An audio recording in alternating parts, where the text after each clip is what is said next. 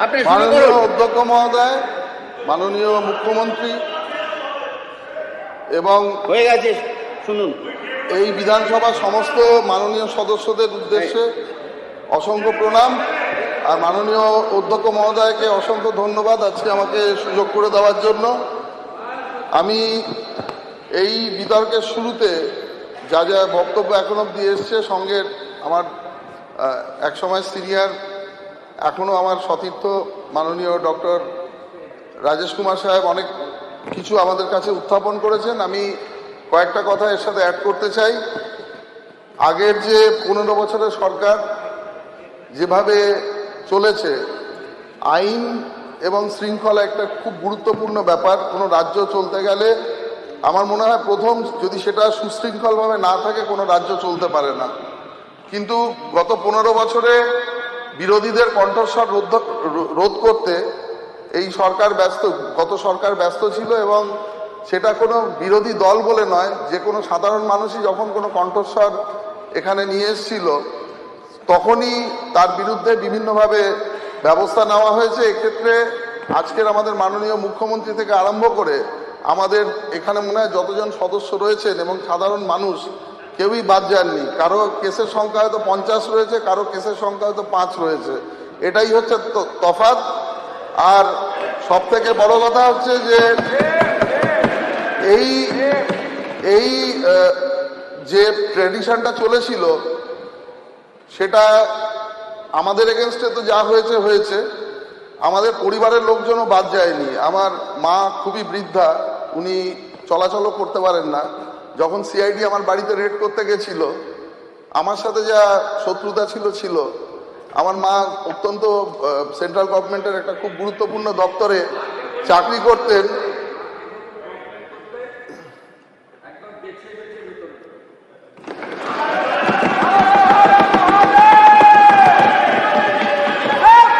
উনি বিছানায় শয্যাশায়ী ছিলেন, ওনার বাড়িতেও ওনার ঘরে গিয়েও রেড করেছিল। উনি সেন্ট্রাল গভর্নমেন্টের ক্লাস 1 গেজেটেড অফিসার, মানে জীবনে এর সাথে উনি জানতেনও না কিছু।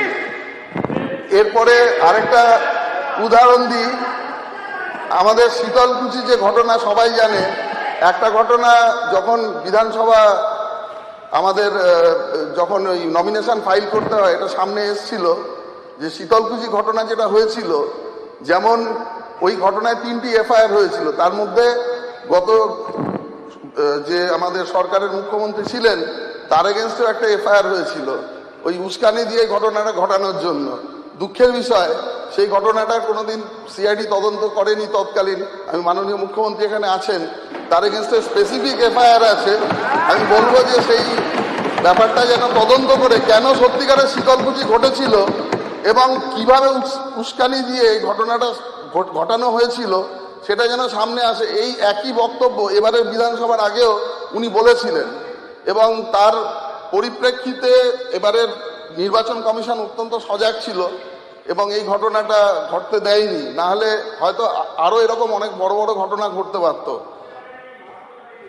এবং আরেকটা কথা বলি যে এই ঘটনা ঘটে যাওয়ার পরে একজন মুখ্যমন্ত্রী কোনো মানে তার এসপি সম্পর্কে এই কথা বলতে পারে যে এই কেসে ওনাকে ফাঁসাও।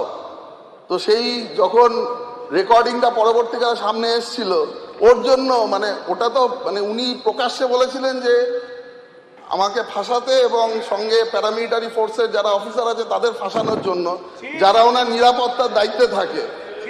সঙ্গে ওটার জন্য ওটা যখন ইলেকশন কমিশন থেকে বা পুলিশ অফিস থেকেই কোথা থেকে লিক হয়েছিল, তার জন্য ওর জন্য আমার ওপর একটা কেস রেজিস্টার হয়েছিল।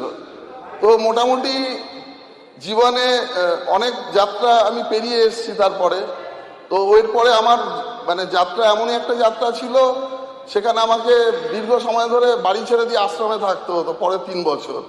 তো এই রকম জায়গায় মানে প্রত্যেক দিন সিআইডি বা কোনো একটা কাগজ আসতো প্রত্যেক দিন। মানে এমনিতে আমার সেন্ট্রাল গভর্নমেন্ট সাসপেনশন তো অ্যাপ্রুভ করেনি, তারপরেও যখন কম্পালসারি ওয়েটিংয়ে দিতে বাধ্য হয় তখন আমি কোনোদিন একদিনের জন্য অফিসে যাওয়ার সুযোগ পাইনি। এই ছিল আমার অবস্থা। তারপরে যখন আমি অসুস্থ ছিলাম আমাকে মেডিকেল বোর্ডে পাঠিয়ে দিয়েছিল যাতে চাকরিটা টার্মিনেট করা যায়। তো এইভাবে সরকার চলেছিল। শুধু আমার কথা বললাম এটা ভাববেন না, আমাদের সব থেকে হয়তো সাফারার আমাদের মাননীয় মুখ্যমন্ত্রী এখানে রয়েছেন, তার এগেনস্টেও সম্ভবত কেসের সংখ্যা 37 ছিল। আমি বললাম যে আমরা যতজন বসে রয়েছি, তো এরকম তো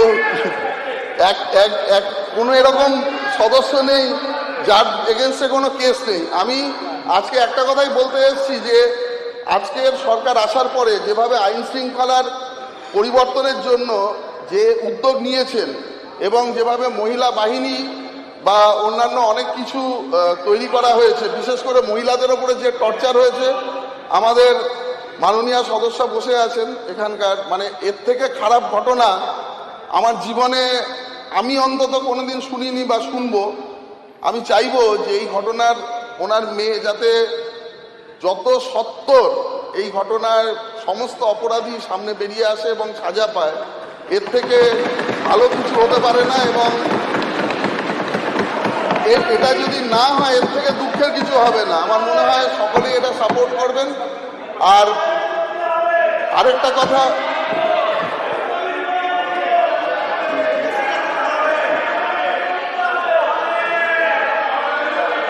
আরেকটা জিনিস আমি বলতে চাই, আজকের যে পুলিশিং আজকের পুলিশিং অনেক আধুনিকীকরণের দরকার আছে। মানে আমরা হায়দ্রাবাদ বা অন্যান্য যেখানে স্মার্ট সিটি আছে বা অন্যান্য রাজ্যেও অনেকটা পুলিশিং ব্যবস্থা এগিয়ে গেছে। তার মানে পুরো পরিকল্পনা কিভাবে হতে পারে আমি আগেও মাননীয় মুখ্যমন্ত্রীকে বলেছি, উনি আমাকে বলেছেন সময় দেবেন। সঙ্গে আমাদের এটা একটা দীর্ঘ আলোচনা রয়েছে। এখন পুলিশিংটা এতটাই বলতে পারেন সফিস্টিকেটেড হয়ে গেছে, মানে যে ম্যান পাওয়ার যেটা রয়েছে তার থেকে বেশি যদি প্রযুক্তির ব্যবহার করা হয়, প্রত্যেকটি জিনিসের আমরা সাপোর্ট সিস্টেম পেতে পারি। প্রত্যেকটা টেকনোলজি মানে ব্যাখ্যা সেখানে রয়েছে, এবং সেখানে তদন্ত থেকে আরম্ভ করে প্রত্যেকটি জিনিস, মানে সার্ভেলেন্স থেকে আরম্ভ করে কোথাও কোনো গন্ডগোল হলে তার আগেও তারও সার্ভেলেন্স থেকে আরম্ভ করে, এবং প্রত্যেকটি ঘটনাকে পিন পয়েন্টেড করে তার একটা নির্দিষ্ট সময় রয়েছে। তার মধ্যে আমরা কেস স্টাডি করেও দেখেছি কত তাড়াতাড়ি এটা করা যায়। আমার একটাই বক্তব্য যে মান্ধাতার আমলের যে পুলিশিং চলেছে সেটা একটা জিনিসই চলেছিল, কি করে নিরীহ মানুষকে টর্চার করা যায় বা কেস দেওয়া যায় বা কিভাবে তাকে দাবিয়ে রাখা যায়। সেখান থেকে বেরিয়ে এসে আমরা একটা উন্নত মানের যে পুলিশিং সিস্টেম তার মধ্যে যেন আগামী দিনে এগিয়ে যেতে পারি। এবং সকলের কাছে, হাউসের কাছে আমার অনুরোধ রইল যে জিনিসটা আমি মোটামুটি ডেভেলপ করেছি, সেইটা যদি আমরা সকলে মিলে পরবর্তীকালে অ্যাপ্রুভ হয়ে যায়, আমাদের পুলিশি ব্যবস্থা অনেক উন্নত হবে এবং খুব কম সময়ে খুব কম ম্যান পাওয়ার দিয়ে আমরা অনেক ভালো কাজ করতে পারবো। ধন্যবাদ। ধন্যবাদ।